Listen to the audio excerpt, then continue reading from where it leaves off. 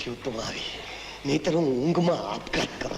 નહીં સાંગા નહીં, હું તો તને એટલું કહેવા આવી છું કે આવતીકાલે મારો સ્વયંવર છે અને તું નહીં આવે તો હું વરમાળા કોને ફેરવીશ? તારી માને. સાંગા હા, બીજું શું થાય? કઈ આ ઉંમરે મારા બાપને દગો દેવાય? અને તું મને ઊભી જવાની દગો દઈશ તો તું કાલે લગ્ન મંડપના હવન કુંડમાં બેસીને હું સતી થઈશ, જીવતી સતી. તીરે વધે છે, તારા મરી ગયા પછી મારાથી સતા ન થવાનું તો સ્વર્ગમાં તને દુઃખ થશે. તું વચન દે કે કાલે આવીશ. ભલે, તારી આવી ભવ્ય ભાવના છે તો આ સાંગાજી સ્વયંવરમાં પધારશે. ભાગ્ય સીધા હશે તો ભવનો સંગાત થશે. સાંગા નકરો સાંગો નહીં, નકરો સાંગો નહીં, કે સાંગો પાંગ સાંગા. સાંગો પાંગ સાંગા. સ્વયંવર. દીકરી સૌલી. હા માં, મુરતિયાઓ આવી ગયા છે. આપણે સ્વયંવર શરૂ કરીએ. ભલે માં. સૌની પરીક્ષા માટે હું એક એક સવાલ પૂછીશ. જે યોગ્ય જવાબ આપશે એની જ પસંદગી થશે. તો બોલો, તમારે એવા ખેતર છે? તો ખાલતીઓ થાય. તમારે ખેડવા ઘર છે? ખેડવા ઘર? ઘર તો પણ ખેડવા નથી. પેટ જ વધારે છે, હાલતા થા. અને તમારે ખાવા ખડ છે? ખડ તો ખવાતું હશે ડોશી. તું તો ગાંડી છો, ગાંડી. ખડ તો ઢોરા ખાય. તો જા તું પણ ખા. અને તમારે? મને તો પૂછતો જ માં, હું તમારા બધા જ સવાલ સમજી ગયો છું. હવે જવાબ સાંભળી લો. જુઓ, મારે ખેડવા ઘર છે, રેવા ખેતર છે અને ખાવા ખડ છે. પણ મીઠું નથી કાળી ડોશી. મારે રેવા ખેતર છે, ખેડવા ઘર છે, ખાવા ખડ છે અને વધારામાં નાવા ધાબળો છે ને ઓઢવા તળાવ છે. અરે મારા ધ્યાન મેરા બાપ, તમે અહીં? હા, બાપ દીકરાના સંબંધ ભૂલી જા દગાખોર. અત્યારે મૂર્તિયાના મેદાનમાં આપણે એકબીજાના હરીફ છીએ ગાંડીના. બાપુ બાપુ, આ શું માંડ્યું છે? અત્યારે વાત ન કર દીકરા, મંગળ ઘડી વીતી જાય છે. જટ કરો કાળી ડોશી. એક દી તમે મને ભર્યા માંડવામાંથી પાછો કાઢ્યો તો. આજ તું નહીં તો તારી છોડીને પૈણીને એ વાતનું વેર વાળીશ. હું આ ડોહારે નહીં પૈણું. મને તો બંને મૂર્તિયાના જવાબ સાચા મળી ગયા છે. જેનામાં તાકાત હોય એ તને પરણી. હા, મારામાં તાકાત છે, પણ હું તારો બાપ છું એટલે મારામાં બમણી તાકાત છે. તો આવી જા બાપ. હા, આવી જા બેટા. જોઈ લે મારો જાજરમાન ઝપાટો.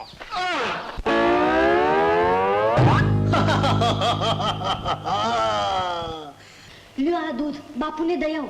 વેદજીએ કીધું છે. હવે વૈદજી તો કીધા કરે, પણ મારા બાપુને આ ઉંમરે દૂધ ન દેવું, નકરું પાણી જ પાવું. પણ પથારીમાં પડ્યા પડ્યા આખી રાત ઊંઘારા કર્યા કરે છે. હવે એ તો એકલા હોય એટલે ઊંઘ કરે જ કરે ને. મારા બાપને હું ઓળખું. દીકરા લ્યો આવ્યા. હા, આજથી હું ઘરમાં જ હોઈશ. બહાર તો ટાઢનો હોકયડો પડે છે. તે મારાથી હથવારા વગર સહેવાતો નથી. પણ તમે અહીં ઘરમાં હૂતો તો અમે ક્યાં જાશું? તમે અહીં ઓરડામાં સૂજો, ઘરમાં હૂંફ રહેશે. હવે હૂંફની હૈયા વરાળમાં ખાટલો ભાંગશે તો ખાટલા ભેગા તમારા બાકી છે ઈ હાડકાઈ ભાંગી જશે. હવે તો તમે મારી દીકરીને હડકા જ ભાંગી નાખવા તૈયાર થયા લાવો છો. પણ હું કઈ કાચી પૂછી નથી જમાયરાજ. તમે તમારા બાપુને સથવારે બહાર સુવો. હું એક ઘડીએ મારી દીકરીને અળગી નહીં મૂકું. માં, તું અહીં શું કરવા આવી છે? તને સાચવવા દીકરી. તે અમે અહીં હાચવનારા મરી ગયા છીએ કે વળી તમે અહીં હાચવવા આવ્યા? જમાયરાજ, તમે ચૂપચાપ બહાર જાઓ અને જીત છોડો. ભાઈ હું તો જીત છોડી દઈશ, પણ તમે તમારી છોડીને છોડો. હું મારી છોડીને નહીં છોડું. તો પછી તમારી છોડી તમને છોડી દેશે. મને ઓળખો છો હું કોણ? સાંગો પાંગ સાંગો. આલો બાપુજી બહાર, આપણે હૈયારી હોળ તાણીએ. સાંગો પાંગ સાંગો.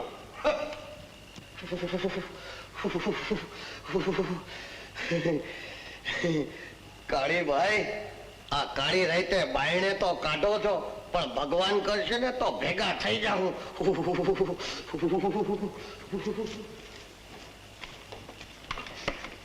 માં, તું તો મારા ઘરમાં આગ લગાડવા આવી છો. દીકરી, મારા અંતરમાં એકલપણાની આગ લાગી છે. મને તારા વગર ક્યાંય ગમતું નથી. હે ભગવાન, હવે મારી માનો કાંક ઉપાય કર.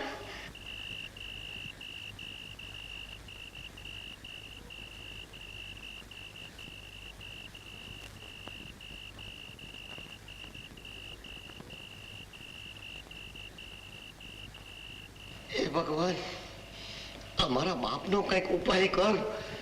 આજ ફેસલો ન કરી નાખું તો મારું નામ સાંગો પાન સાંગો નહીં. ઉપાડો તમારા લબાચા અને નીકળો અહીંથી. અરે જમાઈ, અમને આમ કાઢી મુકાય? તવલી વાવ, તમે તો કઈક વિચાર કરો. કાં તો આ ઘરમાં તમે રહો ને કાં તો અમે રહીએ. એટલે તમે છોકરા ઉઠીને મા બાપને ઘર બહાર કાઢવા બેઠા છો? હા તારી, આ બધું તારે કારણે થયું. તમારે કારણે. અરે તારે કારણે. તમારે કારણે. તારે કારણે. તમારે કારણે. અરે મારે કારણે નહીં, તારે કારણે. અલ્લાહ નિરંજન.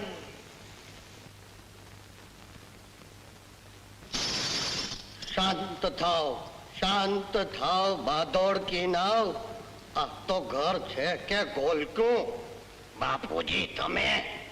હા, તમારા કલેશને કંકાસનો કકળાટ મને ઠેઠ હેમાળે સંભળાણો ને મારે 81 વર્ષની તપસ્યા તોડીને આવવું પડ્યું છે નીચના પેટનાવ. તારું થયું દાદાજી, તમે આવ્યા, નહીં તો અમારું તો જીવતર ઝેર થઈ જાત. દાદાજી, તમે તો સિદ્ધ પુરુષ છો, અમારા દુઃખનું કાંક નિવારણ કરો.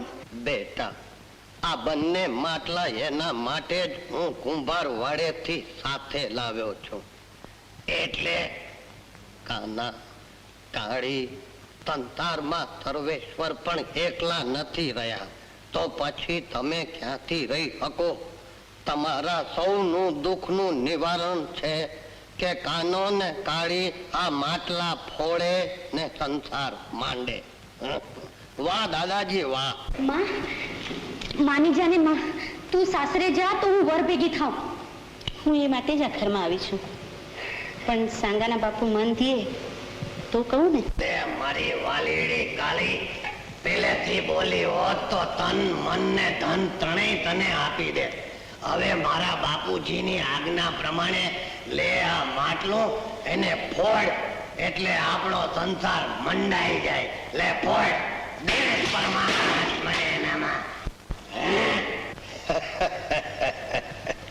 હવે તમે તમારું ફોડી ખાઓ. અને દાદાજી તમે? અને તમે? હું અહીં રહી શું કરું? યમાળામાં ગોપીચંદ ને ભરથરી હારે મારી બેઠક ઉઠક સિદ્ધ ચોરાથી હારે એક સાપીએ તલમ પીવું છું.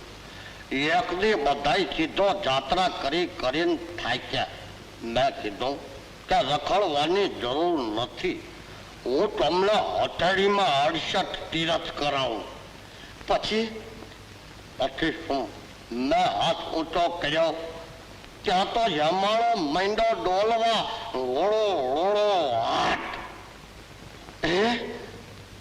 હા, એટલે તો હું યમાળે ગળવા ગયો તો હેમાળો ગળી ગયો, પણ હું ન ગળ્યો. વાહ દાદાજી વાહ. કાળી બહુ બેટા, તમારી માં જીવતા છે? કેમ દાદાજી? આ તમારો પ્રેમ જોયા પછી એમ થાય છે કે હું એકાદું માટલું ફોડી નાખું. નહીં દાદાજી નહીં, દાદીજીનું લફડું રહેવા દેજો. કહેતા હો તો તમને અબીલ ગુલાલ છાંટીને ભૈરવ જપે મૂકી આવીએ. તો ભલે, જેવી તમારી મરજી. તમે અહીં સુખેથી સંસાર ભોગવો અને હું હેમાળામાં જઈને જખ મારું. સાધુ તો ચલતા ભલા. કાળી, કાના, કાળી, કાના. અરે મારી કાળી કલેજા વાળી. આ બાપો ઘાઘો થઈને ઘરમાં ઘૂસે એ મોર હેલ આપણે ઓયડાનો કબજો લઈ લે, એટલે એને ખબર પડે કે હું કોણ.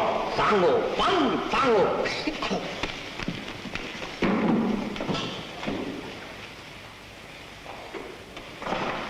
અરે, આને તો બારણા બંધ કર્યા. કાંઈ વાંધો નહીં, ઈ ભલે ઓયડામાં રહીએ, આપણે ઓસરીમાં પડ્યા રહેશું. આ ઉંમરે ઓરડો, ઓસરી કે ફળિયામાં શું ફેર પડે છે? આવતી રે મારી કાળી કલેજા વાળી.